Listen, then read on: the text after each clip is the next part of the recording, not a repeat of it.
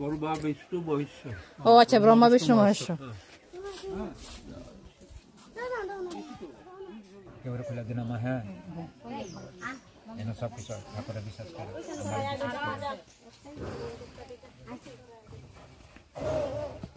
Good morning সবাইকে, আশা করি সবাই ভালো আছেন। তো ধর্মনগরের আজকে আমার দ্বিতীয় দিন, তখন যাবো উনগুড়ি দেখতে। আর আমরা সঙ্গে যাবো এই যে পাপ্পু ভাই, আর পাপ্পু ভাইয়ের একজন বন্ধু, আর আছে পাপ্পু ভাইয়ের স্পেশাল একজন হিরো, মানে পাপ্পু ভাইয়ের ছেলে। বলো গুড মর্নিং। বলো গুড মর্নিং। লজ্জা লাগতেছে গো, লজ্জা লাগতেছে, লজ্জা লাগতেছে।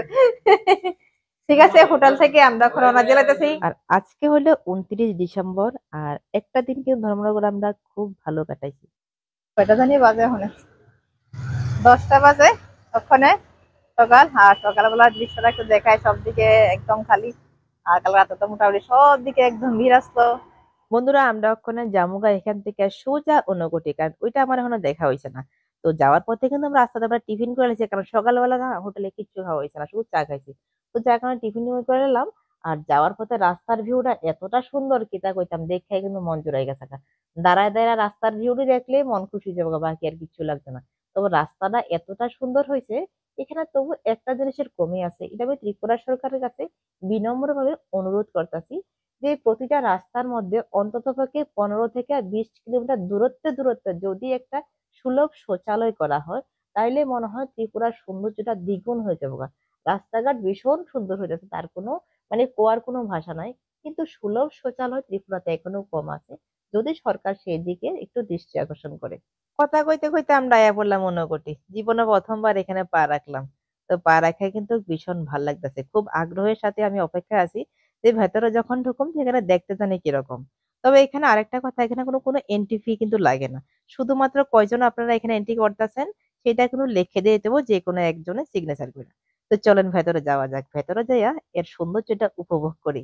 জীবনে প্রথমবার এলাম, তো বুঝতে পারতেছেন এটার অনুভূতিটা একটু অন্যরকম। অনেক দেখছি মোবাইলে, কিন্তু অনেকের মুখে শুনছি ঊনকোটির সৌন্দর্যের ব্যাপারে, কিন্তু যেহেতু সরাসরি আইছি না, তো তার কারণে আজকে আমি এটার ফিলটা একটু আলাদা করতেছি। মানে আমি এর আগে যে মোবাইলে দেখছি বা অনেকের কাছে শুনছি, যতটুকু না শুনছি তার থেকে বেশি আমি আনন্দ উপভোগ করতেছি এখানে পা রাখার পর। আসলে এটা ঊনকোটিটা এমন একটা জায়গা যেখানে হয়তো মানে নিজের সশরীরে না গেলে সেই জিনিসটা উপলব্ধি করা কোনো সময় সম্ভব না। আসলে এখানে পা রাখার পর মনে মনে একটা ফিল হইব যে হ্যাঁ, এখানে কিছু একটা আছে। মানে এই জিনিসটা মনে মনে ফিল হয়। জানি না সবার ক্ষেত্রে সেম কিনা, তো আমার ক্ষেত্রে এই জিনিসটা ফিল হলো না, যে এখানে কিছু একটা আছে। মানে এখানে যখন যাবেন পাহাড় দেখলে তখন মনে মনে ভাববেন যে উপরে জানি কেমনে উঠুম, কিন্তু শক্তিটা কিন্তু নিজের থেকে আয়া পড়ে। যদিও পরিশ্রম হয়, কিন্তু সেই শক্তিটা কিন্তু ভিতরে অর্জন হয়, যে না আমি এই পাহাড়টা উঠতে পারুম বা এই পাহাড়টা নামতে পারুম। অনেক বয়স্ক দেখতাছি খুব আরামসে নামতাছে, খুব আরামসে উঠতাছে। আমি তারা দেখে দেখে ভাবতাছি মনে মনে, তারা কেমনে উঠতাছে, তারা কেমন নামতাছে। তো তারা যদি উঠতারে, আমরা তো পারুমই, আমরা তো কোনো ব্যাপারই না। চলেন এইবার একদম নিচে যাওয়া যাক। তো এখানে যাইয়া আমি আরেকটা জিনিস দেখলাম, যদিও আমি এর আগে সত্যি কিন্তু জানতাম না যে এখানে সবাই পূজা করতেছে। তো এই জিনিসটা দেখা মনে আমার ভীষণ আফসোস লাগলো, যে সবাই ধূপকাঠি মোমবাতি মানে ভোগ টোক নিয়ে গেল। তো আমি তো সেরকম কিছু নিলাম না, কারণ আমি জানি না যে এখানে পূজা করে। কারণ আমি জানতাম এখানে সবাই ঘুরতে যায়, ছবি টিভি তুলে, ঘুরে এখানে আয়ে পড়ে। আর যখন এখানে যাই জিনিসটা দেখলাম, মনে মনে ভীষণ আফসোস রাখলো রয়ে গেল গা। আর ভগবানের কাছে কয়ে গেছি আমি যখন নেক্সট টাইম আমু, অবশ্যই কিন্তু আমি এখানে পূজা দেওয়া যাবো। যতটুকু সম্ভব ঠাকুরের নামে আমি প্রণাম করার, যতটুকু যতটুকু করা ততটুকু করার অবশ্যই চেষ্টা করছি, মন থেকে করছি, যাই করছি। যদি পূজা করতে পারছি না কোনো ব্যাপার না, মন থেকে শ্রদ্ধা করে আইছি, ওইটাই মেন। নেক্সট টাইম আমি অবশ্যই যাবো, যখন যাবো আশা করি আমার সেই যে আশাটা মনে রয়ে গেছে সেই আশাটা পূর্ণ হইব। চলেন এবার গুটি গুটি পা করে উপরের দিকে ওঠা যাক। নিচটা কিন্তু আবার নামছি একবার, এবার আমরা উপরের দিকে উঠুন। তবে উপরের দিকে ওঠার আগে একটা জায়গা আছে, খুব সুন্দর জায়গা, চলুন ওইখানে যাই একটু। তার আগে একটু দেখাই দিয়ে আমরা এখন নিচ থেকে কিন্তু উপরের দিকে আয়া পড়ছি। আর যেই জায়গাতে আছি ওই জায়গা থেকে সব দিকটা দেখতে কেমন, ঠিক এরকম দেখতে সব দিকে ভীষণ সুন্দর।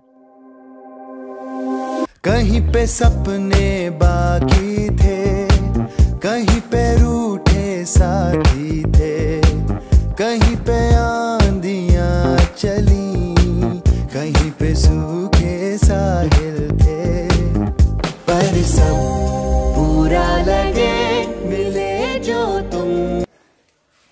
এটাও কি আগের? ও আচ্ছা, ব্রহ্মা বিষ্ণু মহেশ্বর। এই জায়গাটা তো আমরা আশীর্বাদ নেওয়া হয়ে গেছে। আমরা কিন্তু মেন কিন্তু কখনো কিন্তু পাহাড়ের মেন চূড়াটা রয়ে গেছে যেখানে আমরা কিন্তু এখনো ওটা বাকি। তো সেটার লেগে মনে মনে প্রস্তুত নিতেছি, আর এখান থেকে ব্রহ্মা বিষ্ণু মহেশ্বর থেকে আশীর্বাদ নিয়ে নিলাম, যাতে এই পাহাড়ের একদম উপরে শৃঙ্গে আমি উঠতে পারি। তো চলেন এবার সেই জায়গাতে যাওয়া যাক। আগে একটু ব্রহ্মা বিষ্ণু মহেশ্বরের ভালো করে আপনারা দেখানোর চেষ্টা করতেছি, যতদূর সম্ভব দেখানোর চেষ্টা করতেছি। এবার আমরা গুটি গুটি পা করে উপরের দিকে রওনা দিলাম। কেমন দুষ্ট হয়, পিছিয়ে পিছিয়ে ঘুরে, মানে চেহারা উঠে যাবো গা।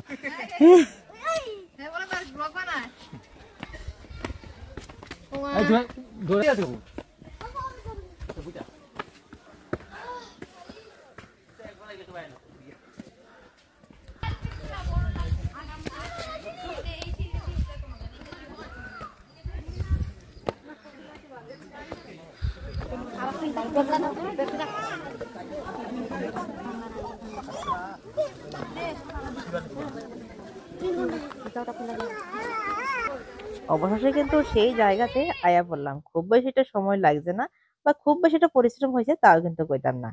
যেহেতু ভগবানের দর্শন করতে আইলাম, তাহলে কিন্তু অবশ্যই সে একটুখানি পরিশ্রম তো অবশ্যই করতে হয়। আর উপরে আসার পর একটা জায়গাতে আসলাম, এই যে লোকটারা দেখতেছেন ওনারা সবাই ডাকে ওইখানে গড়িয়া বাবা।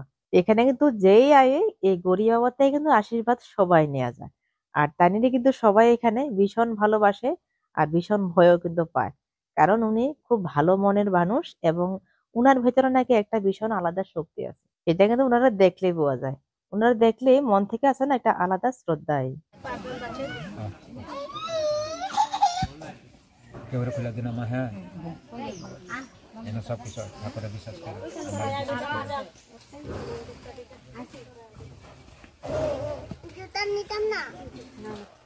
তো ওনার থেকে কিন্তু আমরা একে একে সবাই কিন্তু আশীর্বাদ নিয়ে নিলাম। তো আমি যতটুকু লক্ষ্য করলাম, যারাই কিন্তু এখানে আসে কেউ কিন্তু তাইনা থেকে আশীর্বাদ না নিয়ে কিন্তু গেছে না। আর এই যে মূর্তি দেখতেছেন, উনার ঠিক যেই জায়গাতে উনি বসে উনার ঠিক সামনেই কিন্তু এই যে মূর্তিগুলো একটা ঘরের ভেতরে। তো এটাও কিন্তু একে একে সবটা আমি উঠানোর চেষ্টা করলাম, আপনার সঙ্গে দেখানোর চেষ্টা করলাম। জানি এখানে অনেকে দেখে লাইছেন আমার আগে। তো যারা দেখছে না, আমার মতো যারা প্রথমবার এরকম, তারা লেগে আমি ভিডিওটা করছি। যারা একা জায়গা দেখলে তারা কে তুমি দেখা লাগতো না, তোমার আগে আমি দেখে লাইছি। আপনারা দেখে লাইছেন আমি জানি, দেহন লাগতো না। মন্দিরের উপরে যখন উঠছিলাম তখন কিন্তু কোনো সহযোগিতা লাগছে না, কিন্তু নামার সময় আমার কর্তা মশাইরা কইতাছি আমার হাতটা একটু ধরো, যদি কোনোখানে স্লিপ করে রাস্তাটা কেমন কেমন লাগতেছে। কইতেছে ফললে, এরপরে আমার কইও আমি ধরবো। তো ফললে ধইরা তুমি আমার লাগবে, ফলে তুমি আমার লাগবে তো না। আর এই যে দেখেন এই হাতে আমার সেই আশীর্বাদটা, যেটা আমি ওখান থেকে গড়িয়াবাদ থেকে আনছিলাম। ওই দিকটা দেখা হয়েছে, মানে ভাবতেছি এই যে সামনের দিকটা আছে, এদিক দিয়ে নাইমা নিচে যেটা সেটা একটু দেখাই। কারণ আইসি যেহেতু তৈলে সবটা দেখে হয়ে যায়, আধা উদুরা দেখে তো কোনো লাভ নাই। এই জায়গাটা হলো ঊনকোটি গেট দিয়ে ঢোকার পর যখন আমরা সোজা নিচের দিকে নামছি, আর এটা তো বাম দিকেরটা। তো বাম দিকটা প্রথম দেখছি আমরা সোজা থেকে ডান দিকটা, আমি ওই দিকটাকে শেষ করে এরপরে বাম দিকটা দেখবো। নামতাম না, এখান থেকে ঘুরে আবার যামোগা নাইমাল। আপনার সব তো দেখে লেছেন, নাইমার কিতা করে ঘুরে তো দেখে লেছি।